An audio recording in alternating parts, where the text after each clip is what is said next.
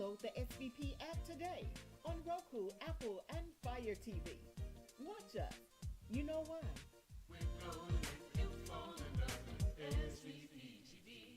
Welcome to Talking Law with Daryl O'Neal. I'm your host. I got my main man, Jerome. What's going on, Daryl? Man, another day in the neighborhood, man. Oh, yeah. Jerome, you brought the cold weather with you, bro. I don't know, man. What happened? Yeah, but you it's know. time. Yeah. It's time. It's time. Yeah.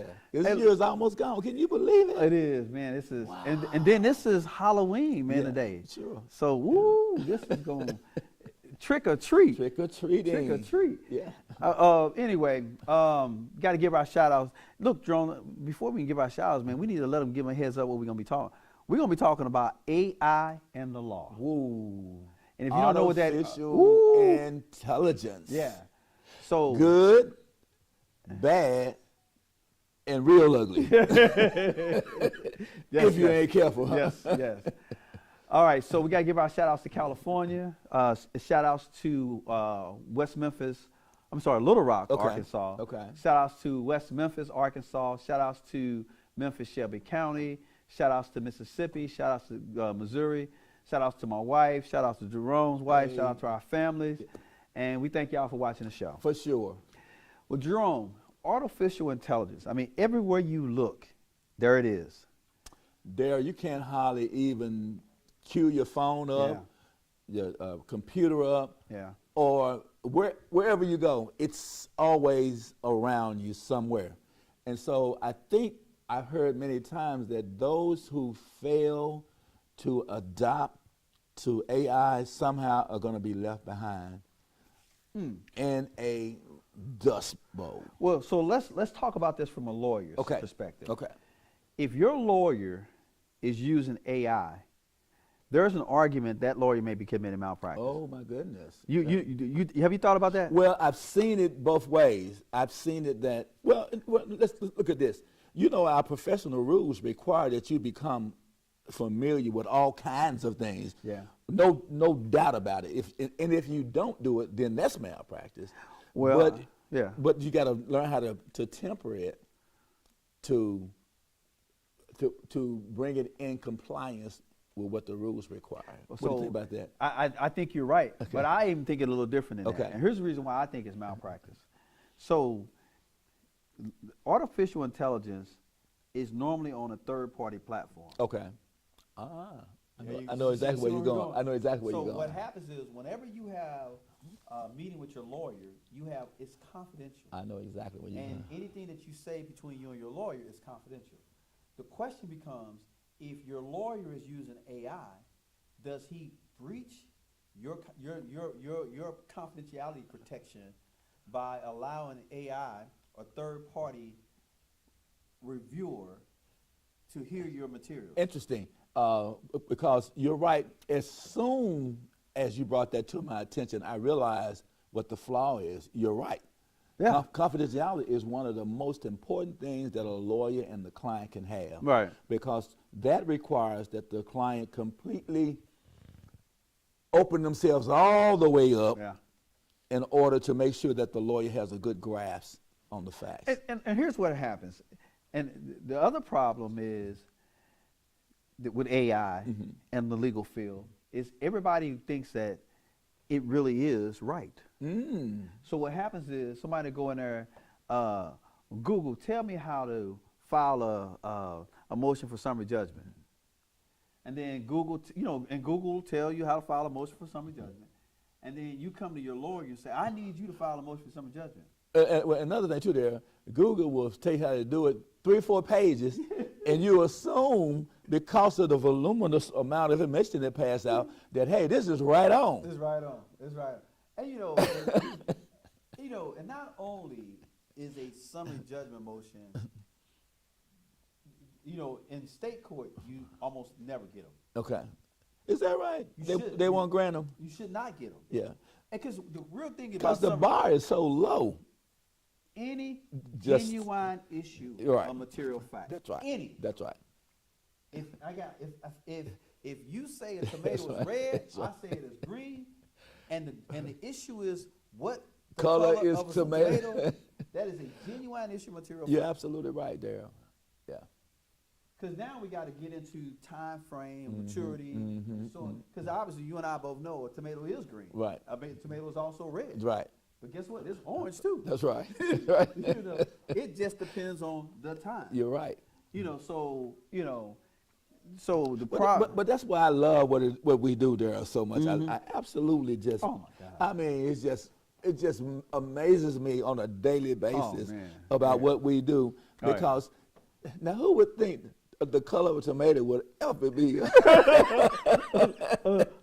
source of a contention. source of contention? Yeah. But it is, and there are always several different ways to approach it. And then the other thing about it there is I can argue that it's orange today, but I can turn right around the next day and argue that orange is wrong, red is right. Red is right.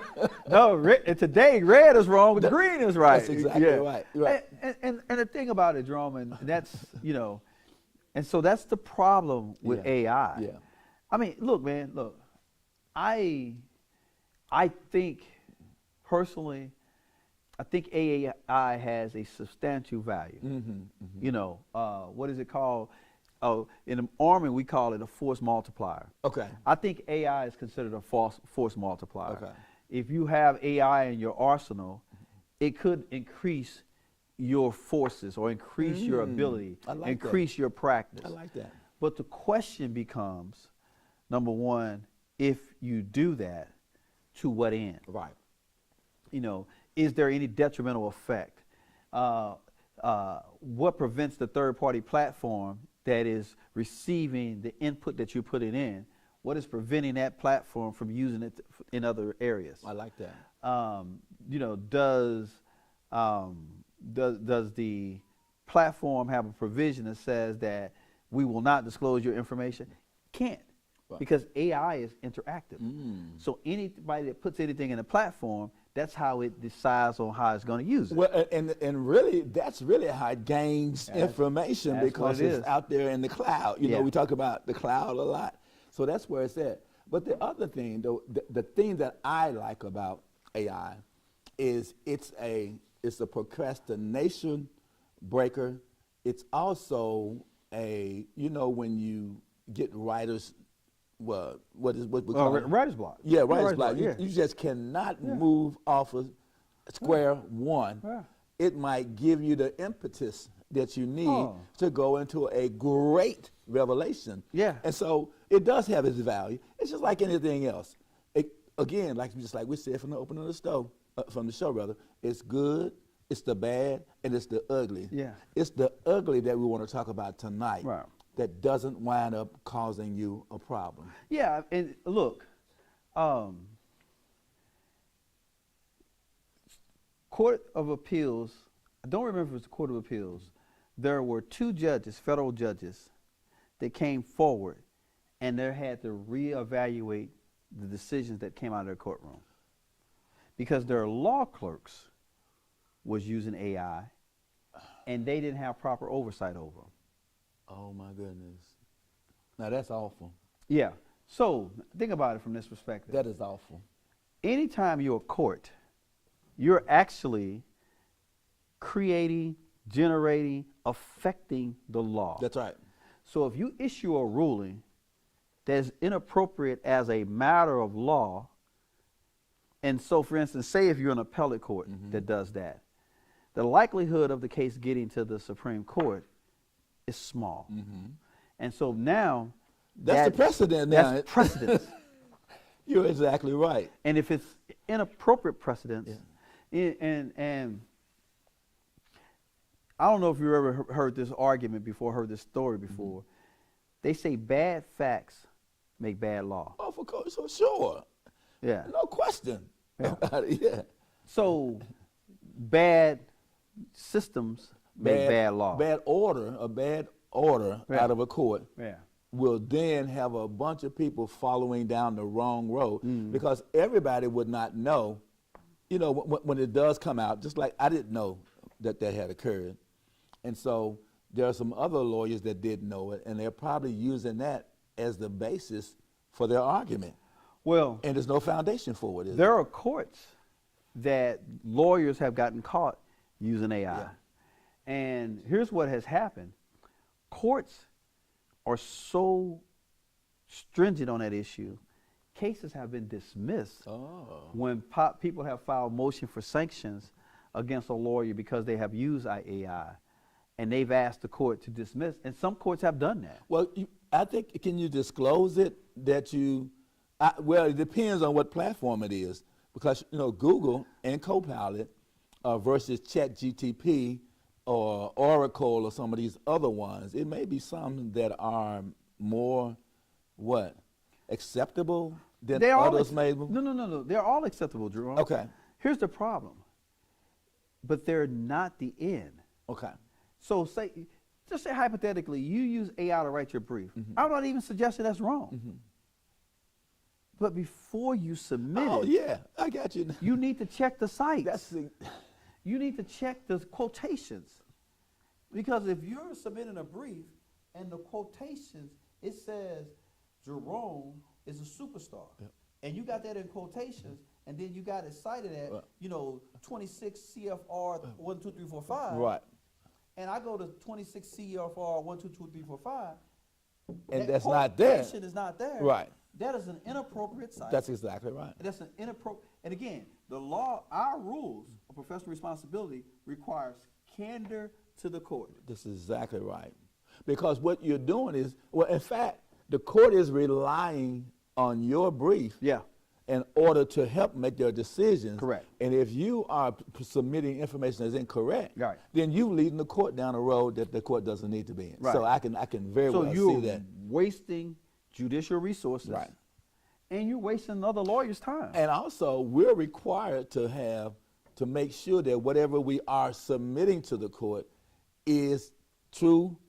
That's why we say, to the best of my knowledge, information, and belief, that what I'm submitting is accurate. Yeah.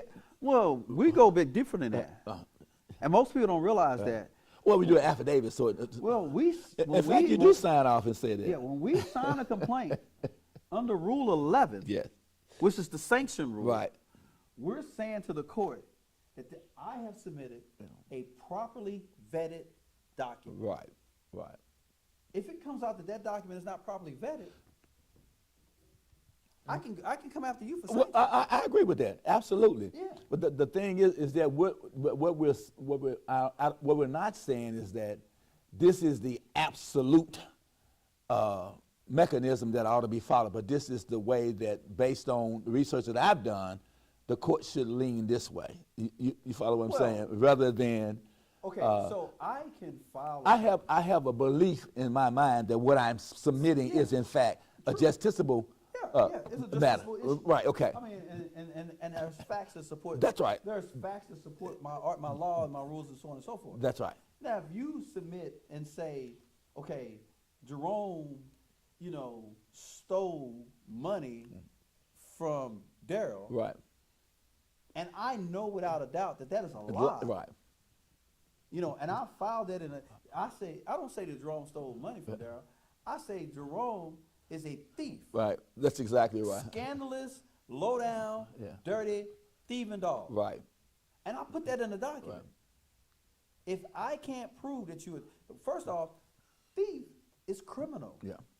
So if you're saying I'm a thief, you better have filed criminal charges against me and have a criminal affidavit and a criminal complaint. And even though you've done that, you still don't get the right to call me a thief. I think that's correct. Because that means I'm an alleged That's thief. right. That's right. Because no jury's convicted me. And so that's why a lot of times we say it appears that this is what the facts are. Based on what I know, it appears that this is the result of that. And so, and then I think this is a wonderful opportunity for the audience. We're certainly not discouraging people from using AI because that's the way of the world now. It is. but that's everything, Jerome. Yeah, right. Look, I'll tell you this all the time. I'll tell people that you should not do certain things without lawyers. I don't say that you can't do them. Right. You shouldn't do them. I agree. But I don't mean that anytime you make a decision, you need to consult a lawyer. But remember though, Darren, that's the reason why we have work. all of without these the screw ups that people do, But we would be at the everybody house that- waiting. I thank you. Yeah. Every person that know everything. Right, Those people that know everything, I appreciate. right. Because but for them, we wouldn't keep a job. I mean, we'll be at the house Be at the looking at the house. phone trying to figure out You know, why it's not ringing. And for people that are not honest, Right. I appreciate you. That's right. Because you keep us employed. That's right. Because there used to be a time. And people that just don't do things the right way, you know, too. So yeah, all of those things are where we are able to come in and change the direction of things. And so I appreciate that too as well, that you recognize that I'm on a wrong path and I need to course correction. And that's what we come in at. Well, you know, a lawyer that's on a lawyer that I'm really cool with. And he's a defense. He does defense work primarily, and you know, he's referred cases to me. He's gave me and I vice versa have referred cases. Sure. And he has always said to me, he said, Daryl, I need you to file lawsuits. That's exactly. I need you to do what you do. So I gotta refer cases to you. That's exactly right. Because he said one lawyer in a town will starve to death. Right. Two will get rich. That's right.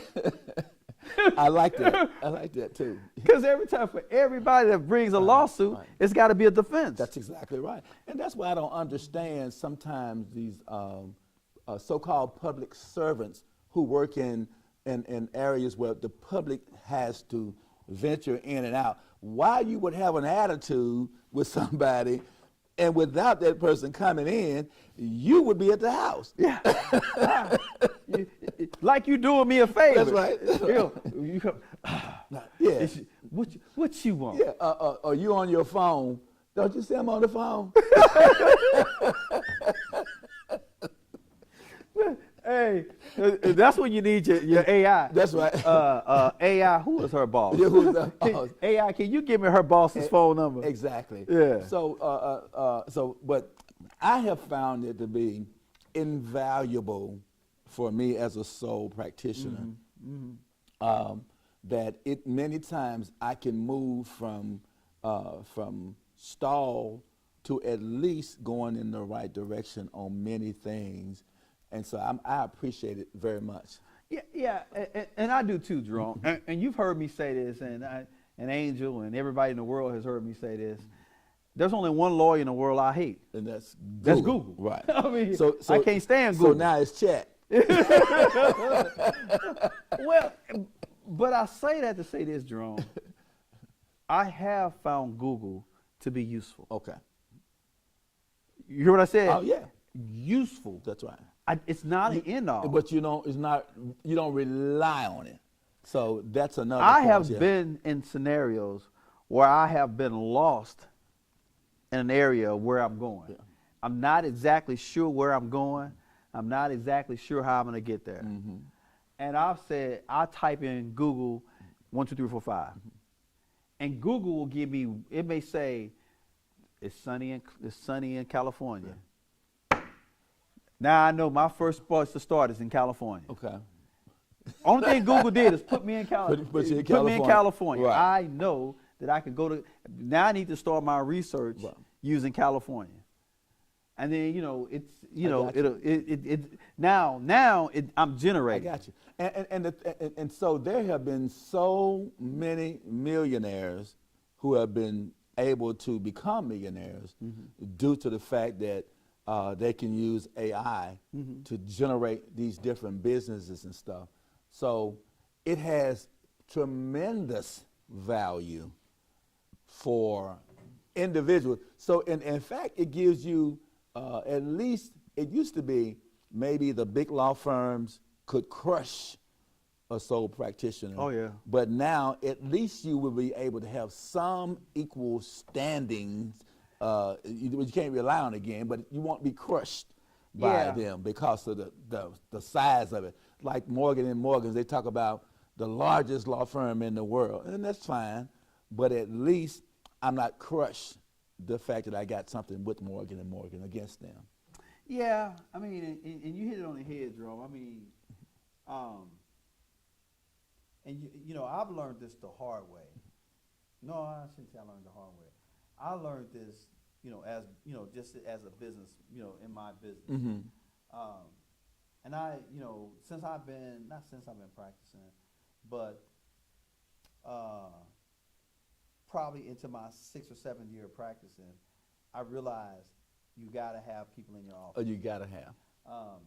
So I've always had a secretary Okay. because I believe that it's the little things that somebody else can do that frees you up to do other things. No question You know, about that. So if you got somebody that's answering your phone, No question you about got that. somebody that can send out a general letter, you know, and prepare certain documents, schedule appointments.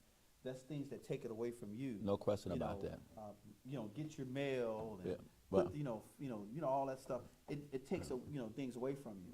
But what I did learn, went on to learn, is, you know, I used to always worry, man. I'm like, man, if you hire a lawyer, man, that just takes you know, you got to have a salary to pay them, and man, that's just going to be more work and more time, and more money you got to spend.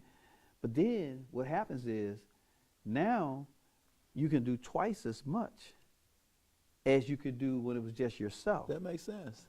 You know, and then now, and so what I ended up learning is, you know, and obviously you can't go overboard. That's right. But if you do, and again, I never have more than about 110 cases in my office, and I got three lawyers. Okay. Yeah. Never more than 110 cases in my office. Okay. But the point of that is you have to have quality cases. That's right. I don't take the little smaller cases, because when I first started, I did anything come through the door. Man, and I took a lot of the smaller cases, and here's what happened. And they stay with you. They stay with you too long, forever. and you can't now I can't take the next case. That's right. So now, man, I have to, you know, I remember, man, there was times I would say, look, I can't take your case. You got to come back next month, and I should have some, you know, some availability. I don't have to say that now. Right. I have enough people that if I think the case is viable, That's enough, good. That's I'll good. take the case and, you know, assign it to another lawyer. That's very good. You know? Yeah. But you know, but the other thing is, just like having other, and because I was going somewhere with this drone, having all these having other lawyers in your office and having other people in your office gives you the ability to bounce things off all these different people. Sure. That's what AI is. Yeah. AI, if you do it right, I like that. it can be the ability to bounce things off. And what you do, Jerome, because, you know, is I think you can use AI in a case, right? But you don't use it on a specific client. So, for instance, I'm going to ask AI to, I have a case where I am representing an insurance company, and I need some interrogatories and requests for production to send to the insurance company. Right. AI can give me that, right? These are a list of questions that you should consider. And guess what? I had nothing to do with any client. Right. I didn't identify a client. That's right. That's right. See, you can use these things. I got you. But now if I bill the client for that, now I got it, the subject of my bill becomes the AI. That's right. And I got to disclose that in my billing. Now there's a problem. Right. I got you. You know, once I get the questions, then I can start my clock from the time I got the questions versus to getting me the questions. Because if I started at the time I get the questions, after I got the questions, then AI put me in a path. But now I got to fine tune them anyway. That's Now, right. That's right. It also cuts down the amount of time I have to charge the client to develop these questions. That's true too. It also gives me a good start point where I can make sure I can get the client a decent product. That's right. You know, and so AI, again, you can play with it, and we are lawyers. We are all smart enough to figure out loopholes around the third-party confidentiality issue. Because if I take your complaint and put it in AI, that's not an issue. You know why, right? Because it's public. There you go. Yeah, public domain. It's a Yeah. public domain, so Right. I'm not really hurting That's anything right. by putting your claim. That's right. But if I take, you know, your notes, the notes that I got from you, or I take my investigative file and put in there. Then that's a whole different ball game. Then I got to disclose that investigative file to opposing counsel because I've put it out in the public domain. That's right. It's not privileged any longer. That's right. That's right. You know. Yeah. And so you're right there. And so those are the kinds of things that we have to think about before we make moves in different directions, because we got our guardrails Right. there to make sure that we're walking within the guardrails. But again, it just depends on how you use these. These are just tools in our tool pack. Yeah. You know, like a plumber show up or the carpenter show up with his tools. You know, and so we got a lot of tools that we can reach in and pull out. Do you? It's funny. Do you have a subscription to an AI program yourself? I do. Now, which program do you? I'm using Chat GPT. Now, what types of things do you do in Chat GPT? Well, what I do is I let it brainstorm for me, you know, because I don't necessarily sleep throughout the night. I'm usually maybe 2 o'clock, and then I get all of these ideas in my head about about life, about how to make money, how can I share my vision with the public, because I got something coming out real soon that you'll see that I generated like that. And that's what it does for me. It's like entertainment for me, and it validates some things that I think about too. Have you done? You see, the sample I just gave you in the discovery issue. Right. Have you done anything like that in your GPT chat? Yes. Has it been helpful? Oh, without a doubt, because it made me think about some things that I never would have thought about, and it made me more comfortable approaching situations than I would have been. You know, me being a sole practitioner, and I'm the only lawyer in my office. I got nobody to bounce things off of, and so sometimes when opposing counsel presents me with an issue, it can stun me back a little bit. But if I go to my companion, you know, some people do have it like a companion. Did you hear that? Well, and say, hey, I will tell you, we'll end with that note. Then what do you think? What do you think about X, Y, and Z? I said, sure. Jerome, they call you by your name. Hey, yeah, Jerome, I think that's an excellent idea how you approach this. And so it's been very helpful to me. It keeps me grounded, and it keeps me able to respond to any situation without being concerned that I'm not up to the task. Oh, wow. Yeah, but I don't have a subscription. But you're way, but there, you're so much further ahead of me with your writing. I don't know. And the kinds of things that you just listen to me for a minute. And with the varied practices that you're in, I'm in an area where I'm confined to just most of the bankruptcy world. So it's not necessary for me to do a lot of other things. So I'm concentrating in an area. But you got it on your phone. You got all your office is on your phone. And you are so much adept to using all these different tools versus me. I'm old school. Yeah, you're right. I got my office on my phone. I got my office on the computer. I got my billing software. Yeah. You know, I can do it anywhere. Yeah. I got emails on my phone, and I can send and receive. I mean, I get all of that. Yeah. You know, I just, you know, I've had a number of conversations, and even with lawyers that are about the GPT chat, and I think they call it GPT chat law. Yeah, there is one. Yeah, it's called GPT chat law. And they got GPT medical. You know, doctors are using it too as well to diagnose sometimes. So it's the way of the world. All right, y'all. Look, I hope this AI conversation in the law helped you out. If you got any questions, I don't know why we keep giving y'all these free outs. Anyway, you can call anytime and we'll answer any questions you have. Anyway, but we'll see you back next week, and thank you for watching.